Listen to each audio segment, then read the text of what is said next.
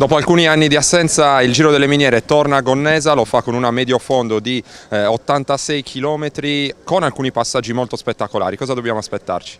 Sicuramente è una gara molto combattuta, ogni strappo è a 2,7 km per 4 volte che vanno ripetuti non sono certamente poco, anche perché la giornata si preannuncia abbastanza calda, quindi sicuramente impegnativo, il vento la farà da padrona perché proprio in quello strappo siamo con il vento contro, quindi sicuramente chi vorrà scalzare dalla maglia il leader Freschi, Roberto assolutamente, e anche la Michela Gorini sicuramente dovrà e vorrà fare qualcosa. Non è stato finora un giro per sardi, 2 vittorie di tappa per Cesaro, 4 maglie tutte per non sardi. I tempi sono maturi secondo te?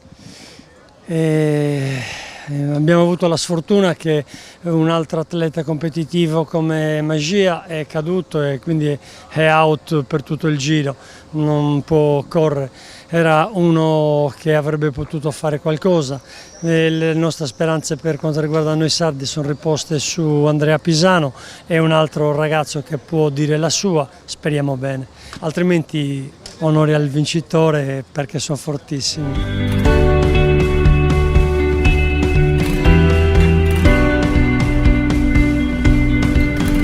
Da tanti anni voce del Giro delle Miniere, Roberto Feroli, dall'Emilia Romagna alla Sardegna, anche quest'anno le tue impressioni sulla 20ª edizione del Giro?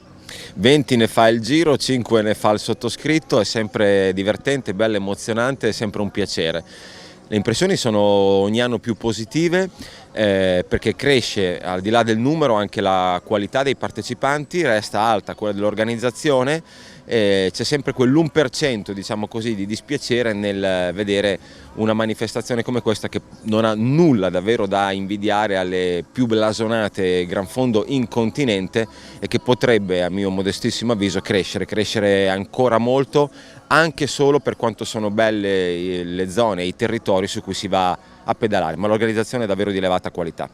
Non è stato finora un Giro delle Miniere per sardi, anzi lo è stato molto di più per continentali, tra virgolette, 4 maglie tutte per non sardi. A livello tecnico che competizione ti è parsa finora? Allora, a livello femminile, tra le atlete presenti, sicuramente non semplice aprire al mondo sardo perché comunque ci sono delle ragazze veramente molto forti che fanno bene in tutte le gran fondo in tutto l'anno, quindi sicuramente una sfida non semplice. Dall'altro lato, questo tra i continentali team Cesaro Falasca che arriva dalla provincia di Caserta, sicuramente un team molto ben organizzato, con strategie di gare, quindi impegnativo per tutti gli altri. Mediamente si sono viste secondo me cose molto buone anche nella cronometro, dove si sono tenute delle velocità medie decisamente importanti con tempi davvero ottimi. Il livello penso sia in generale sempre molto interessante, molto stimolante. Gli appassionati di ciclismo ti conoscono bene, a tutta bici Teleromagna, un appuntamento irrinunciabile per gli addetti ai lavori. Qual è il momento anche dal punto di vista della comunicazione nel ciclismo professionistico amatoriale? Io stimo molto il vostro lavoro perché è estremamente preciso, quindi vi seguo la mattina e poi ricevo i vostri comunicati stampa al pomeriggio, quindi devo dire ineccepibile. Escluse poche altre realtà, sinceramente sono un po' critico, ma penso che valga come stimolo. C'è tanta frittura d'aria, si può fare molto di più attorno a uno sport che veramente è trasversale, che è meraviglioso perché è metafora della vita, non ti regala mai niente e perché c'è bisogno davvero penso di una promozione molto più realistica, molto più duratura, molto più concreta. Quindi si fa tanto ma non si fa abbastanza. Sicuramente come sempre si può fare di più, penso che il ciclismo in assoluto lo meriti e lo meritino in particolar modo tutti quegli amatori ma anche tutti quei piccoli sponsor che contribuiscono alla vita di tante squadre in Italia. Un filo più di organizzazione e di raccordo. L'Italia è un po' il paese delle tante parrocchie, anche una a gomito dell'altra, e secondo me alcuni muriccioli che sembrano insormontabili sono poi alti di ben pochi centimetri, andrebbero abbattuti per un bene comune.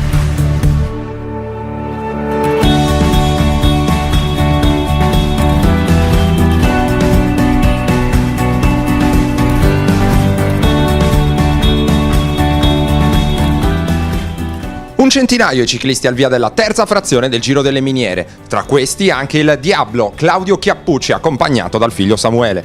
Nonostante il gran caldo, fin dai primi chilometri il team Cesaro Falasca impone al gruppo delle medie orarie particolarmente sostenute. All'altezza della salita di Terrascollo, la squadra campana promuove una fuga che coinvolge Roberto Cesaro, Marco La Rossa, Pietro Cappuccilli, Fabio Orcame e Andrea Pisano.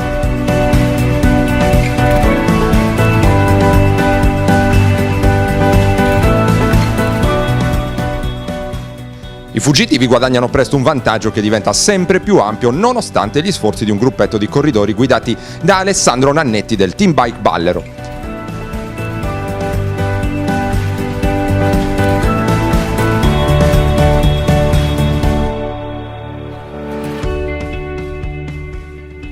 Sul rettilineo d'arrivo in leggera ascesa allestito in via L'Iglesia a Gonnesa, Cesaro riesce a far suo il successo in volata nonostante gli sforzi di un ottimo Andrea Pisano. Terzo posto per Marco La Rossa, mentre al quarto si classifica felice Gian Gregorio della Apice Tre Colli.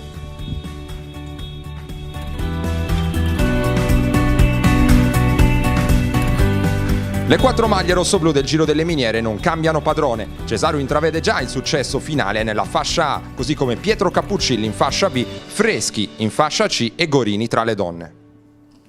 3 su 3 per Roberto Cesaro, anche oggi primo sul traguardo di Gonnesa, grazie anche a un bel lavoro di squadra. Sì, oggi la squadra come tutto il Giro sta lavorando in maniera impeccabile, anche oggi.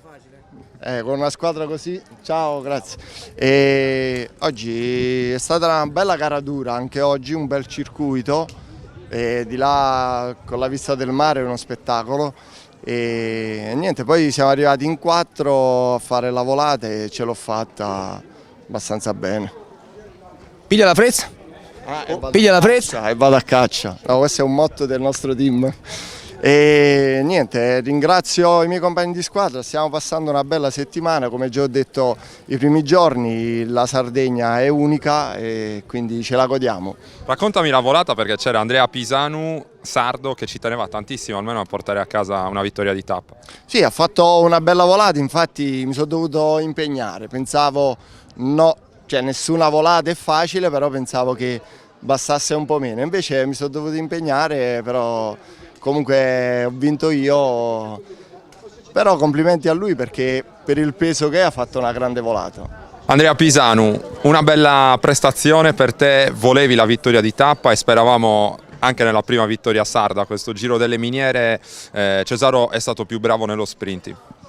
Sì, non è arrivata per 23 centesimi, però diciamo che arrivare in volata con Cesaro vuol dire un gran risultato, quasi una vittoria, perché chi segue il ciclismo a livello italiano sa chi è, sa quanto è forte, quanto è veloce e conosce tutta la sua esperienza nel ciclismo, quindi per me personalmente è quasi una vittoria. Poi vediamo, domani c'è un'altra tappa, chissà che non ci regali qualcosa in più. Percorso un po' più pianeggiante, domani ci proverai. Domani è imprevedibile perché già oggi si è visto che tanti provavano ad attaccare quando rientravano nella fuga di testa, quindi hanno tutti voglia di ottenere qualcosa. Speriamo che questo qualcosa arrivi per noi, non per gli altri. Torniamo alla tappa di oggi, perché Cesaro poteva anche contare ovviamente sull'appoggio dei compagni di squadra, tu te la sei un po' dovuta cavare da solo in quella fuga.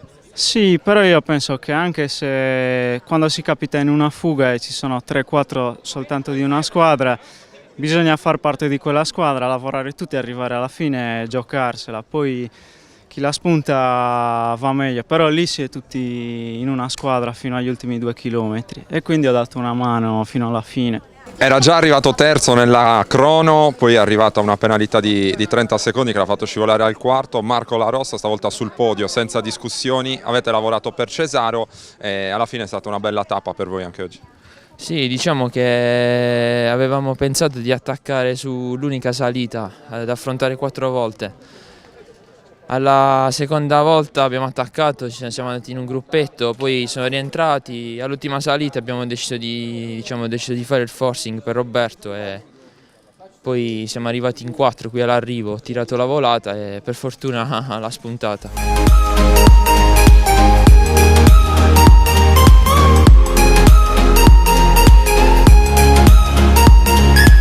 I primi due sardi in questa terza tappa del Giro delle Miniere sono in realtà di Ittiri. Gianmario Conte, Canneddu Ittiri, com'è andata la tua gara?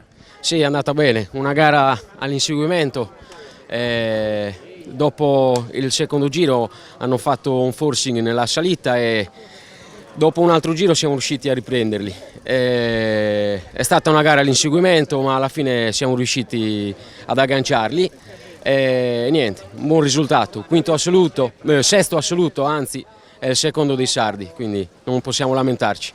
Cosa c'è di speciale a Ittiri quando si parla di ciclismo? Perché da voi c'è una passione davvero particolarissima. Perché il ciclismo a Ittiri è una tradizione, si sente tanto, diciamo che è mancato per tanti anni, adesso pian piano sta nuovamente prendendo piede, sia con la nostra gara che ormai si sta fermando, la Strade Sarde, e sia con il fatto che ci sono comunque degli amatori che corrono e obiettivo principale è la nuova scuola di ciclismo che stiamo per intraprendere.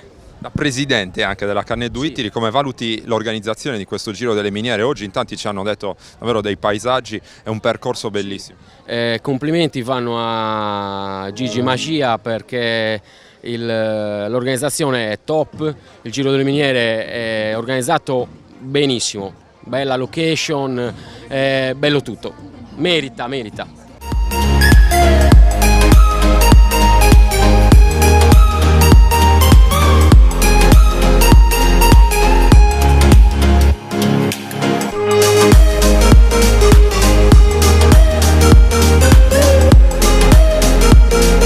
Dopo 86 km di fatica sulle strade del Sulcis, Claudio e Samuele Chiappucci, com'è andata?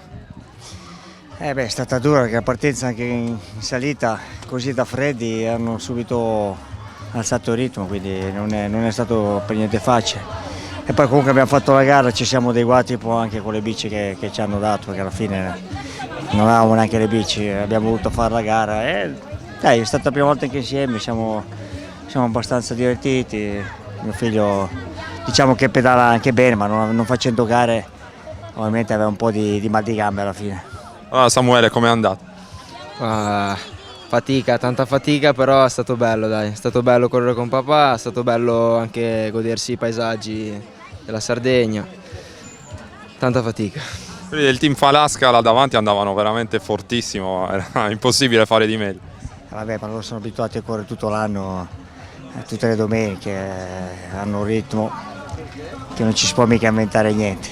Comunque dai, con il resto ci siamo divertiti. C'è stato modo durante la gara per dare un'occhiata anche magari a quello che c'era attorno? Qualcuno ci ha detto la più bella tappa dal punto di vista paesaggistico finora. No, il percorso è bello perché comunque è tutto un po' saliscendi, il paesaggio col mare, strade comunque belle. Il percorso direi con una giornata così ottimale proprio, sì. E domani Pabillonis, un'altra occasione per divertirsi innanzitutto e poi perché no provare a fare bella figura anche in classifica. È pianura poi domani, diglielo. Oggi era dura, è salita dura. Domani comunque tappa pianeggiante, si vedrà.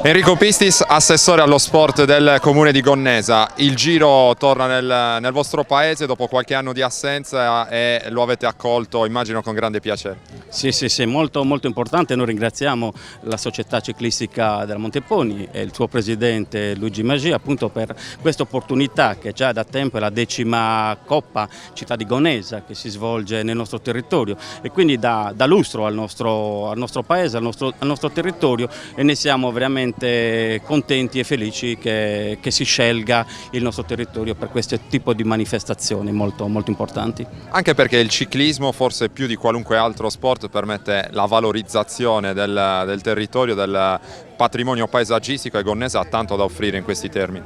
Sì, infatti penso che sia potuto anche vedere il panorama, le bellezze che ci sono in questo territorio, così come chiaramente tutta la Sardegna. Il ciclismo ormai prende piede già da tempo. A Gonesa ci sono delle associazioni ciclistiche che fanno mountain bike, ciclismo su strada e speriamo che questo serva anche da spunto per poter migliorare ancora di più quello che quotidianamente fanno.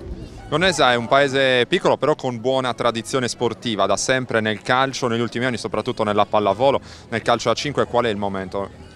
Ora si può dire che è un momento un pochettino, come si dice, di stasi, abbiamo avuto periodi molto importanti con il calcio, con la pallavolo, con l'atletica, Moro Lenzu, col motocross attualmente, con il pugilato a suo tempo, abbiamo avuto anche il campione dei Giochi del Mediterraneo. Lo sport a Gonesa, sì, è vero, ha sempre espresso buoni atleti ed è sempre servito anche per socializzare.